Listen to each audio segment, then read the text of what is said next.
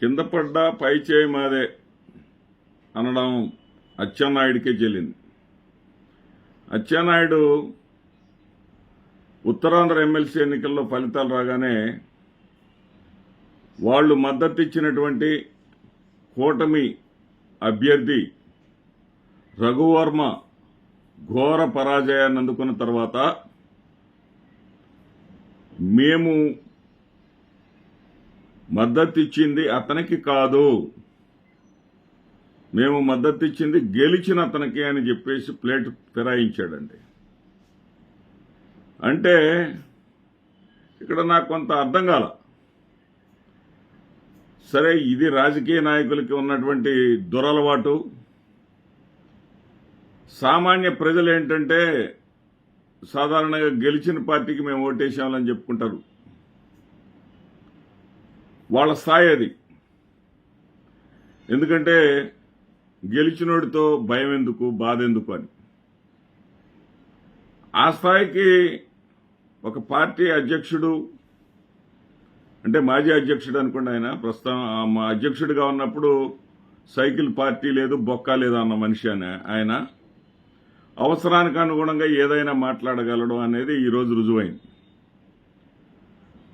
నేను ఆశ్చర్యపోయి స్వయంగా గెలిచినటువంటి గాదె శ్రీనివాసులు నాయుడు గారికి నేను ఫోన్ చేశాను.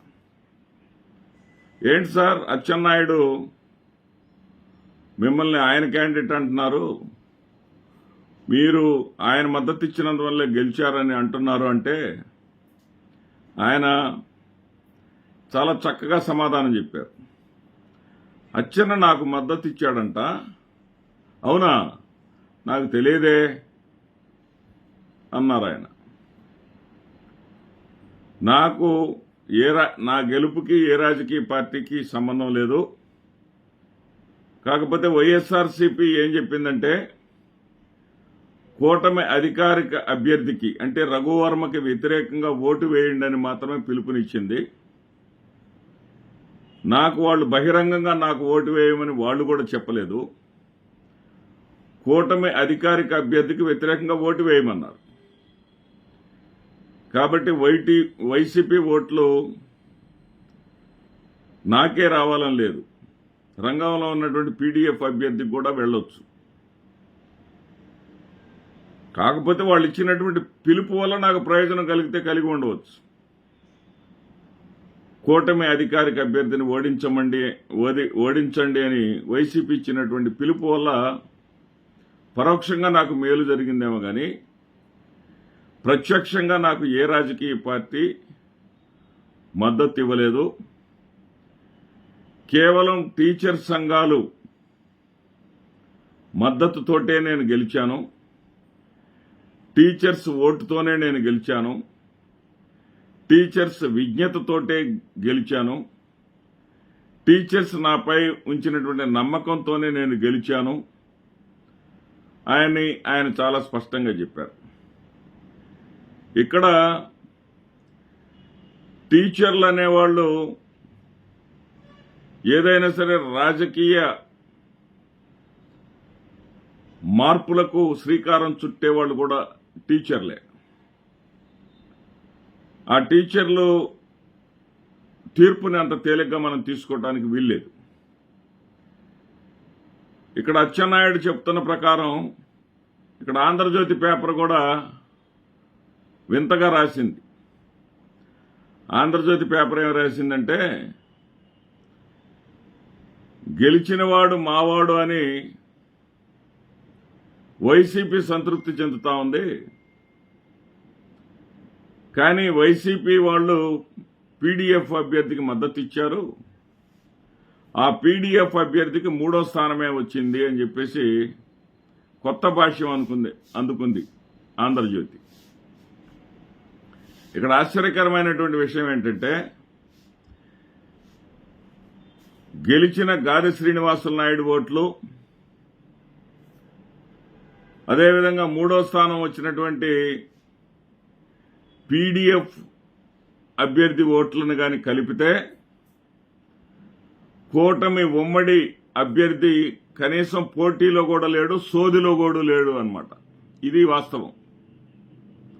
అంటే దాదాపు 70% మంది టీచర్ ఓటర్లు ప్రభుత్వానికి వ్యతిరేకంగా ఉన్నారు అన్న విషయం చెప్పకనే చెప్పింది ఆంధ్రజ్యోతి.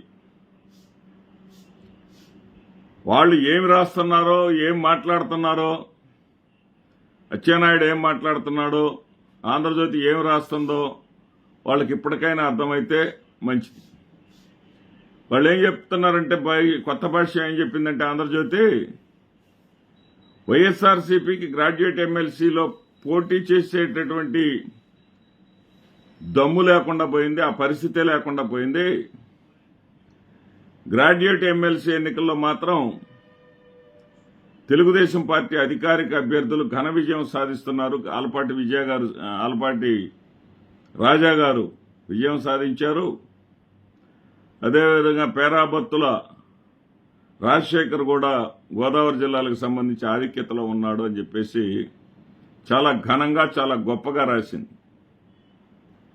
ఇక్కడ ఆ ఎన్నికలు ఎలా జరిగాయి, ఏ విధంగా డబ్బు ప్రలోభాలు జరిగాయి, 3,000 మొదలుకొని 7,000 వరకు ఓట్లు పంచినటువంటి దాఖలాలు. ఈ మధ్యనే అరసం సమావేశం ఒకటైతే నేను కూడా హాజరయ్యాను. ఒకటి జరిగితే గుంటూరులో పెనుగొండ లక్ష్మీనారాయణ గారికి కేంద్ర సాహిత్య పురస్కారం లభిస్తే దానికి సాహిత్యాభిలాషకుడైనటువంటి మాజీ పార్లమెంటు సభ్యులు మోదుగుల వేణుగోపాల్ రెడ్డి గారు ఆయనను గుంటూరుకు పిలిచి సత్కరించారు.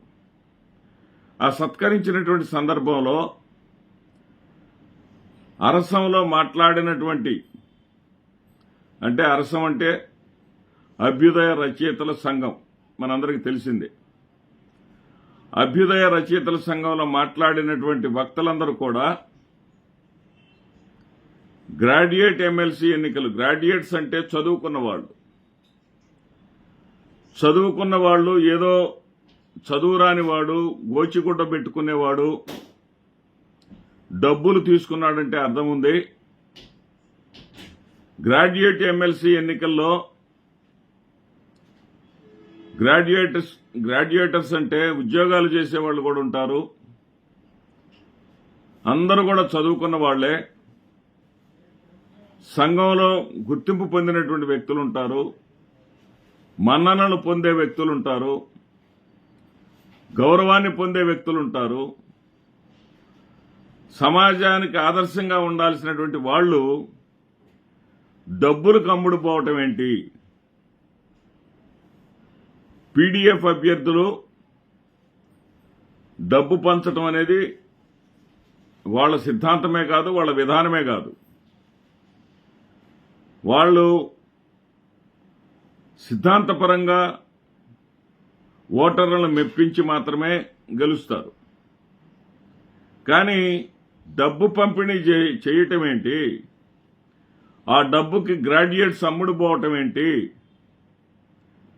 చదువరులైన వాళ్ళు ఆదర్శంగా, సమాజానికి ఆదర్శంగా నిలవాల్సినటువంటి వాళ్ళు ఈ విధంగా ఓట్లకి అమ్ముడుపోవటం ఏంటి? డబ్బులకు అమ్ముడుపోవటం ఏంటి? 3,000 నుంచి 7,000 రూపాయల రేటు పలకటం ఏంటి? ఇది సిగ్గుచేటు. సాహిత్యం అనేది ప్రజల్లోకి బలంగా వెళ్లి సాహిత్య విప్లవం అనేది ఒకటి వచ్చి ప్రజల మనోభావాలను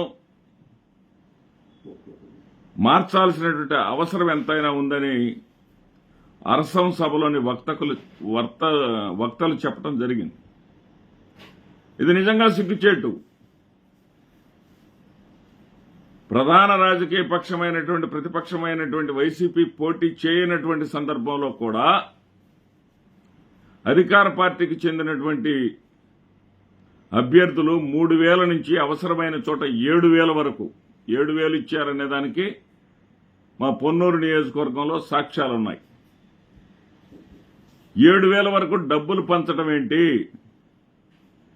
డబ్బులు పంచిన గెలుపును కూడా పత్రికల్లో తెలుగుదేశందే గెలుపు అని రాయడం ఏంటి అని రాజకీయ విశ్లేషకులు మేధావులు విస్తుపోతున్నారు, సిగ్గుతో తలదించుకుంటున్నారు. నమస్తే.